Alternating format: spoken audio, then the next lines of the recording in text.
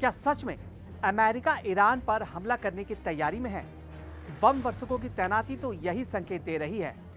America ने Iran को चेतावनी देने के लिए डियागो गार्सिया में B-2 और B-52 बम वर्षक तैनात किए।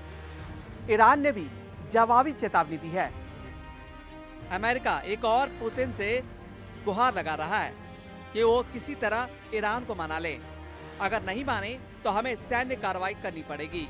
उधर अमेरिका ने हिंद महासागर के द्वीप डियागो गार्सिया में अपने सबसे खतरनाक बम वर्षक विमानों की तैनाती की है।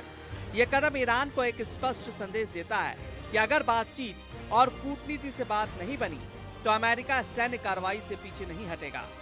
मार्च में अमेरिका ने 6 B-2 बम वर्षक विमान डियागो गार्सिया भेजे।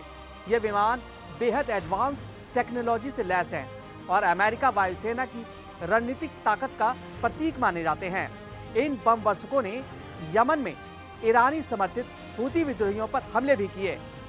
इसके कुछ हफ्तों बाद अप्रैल में अमेरिका ने 2 B-52 भी वहां भेजे। ये वही बम वर्षक हैं जो वियतनाम से लेकर अफगानिस्तान तक अमेरिका के हर बड़े मिशन का हिस्सा रहे हैं। 2020 के बाद पहली बार इन विमानों ने डियागो गार्सिया में लैंडिंग की। इतना ही नहीं, इन बम वर्षकों को सुरक्षा देने के लिए F-15 लड़ाकू विमान भी वहां तैनात किए गए। एक दिन पहले कुछ और फाइटर जेट वहां तैनात किए गए। यानी अमेरिका वहां किसी अभ्यास या दिखावे के लिए नहीं, एक साफ और सख्त संदेश देने के लिए आया है। हम हर विकल्प के लिए तैयार हैं।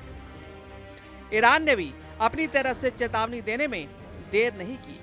एक ईरानी सैन्य अधिकारी ने कहा कि अगर डियागो गार्सिया या बहरीन जैसे ठिकानों से हमारे खिलाफ कोई हमला हुआ तो हमारी मिसाइलें तैयार हैं। वो हर उस जगह को तबाह कर सकती हैं जहां से हमारे खिलाफ कोई खतरा पैदा होगा। इस बयान के बाद ये साफ हो गया है कि मामला अब सिर्फ बयानों तक सीमित नहीं है। दोनों पक्ष अपनी अपनी रेड लाइन तय कर चुके हैं। मामले का जड़ ईरान का परमाणु कार्यक्रम है। IAEA की रिपोर्ट के मुताबिक ईरान के पास अब तक 60% प्योरिटी का करीब 408 किलोग्राम यूरेनियम है। इतनी मात्रा से ईरान 8 से 9 परमाणु बम बना सकता है। यही वजह है कि अमेरिका सिर्फ भरोसे और बातचीत पर निर्भर नहीं रहना चाहता। वो अपनी सैन्य ताकत से ये जताना चाहता है कि अगर समझौता नहीं हुआ तो कार्रवाई जरूर होगी। हालांकि एयरफोर्स अधिकारियों का कहना है कि बम वर्षक टास्क फोर्स मिशन आमतौर पर अभ्यास और सहयोगी देशों के साथ ट्रेनिंग के लिए होते हैं।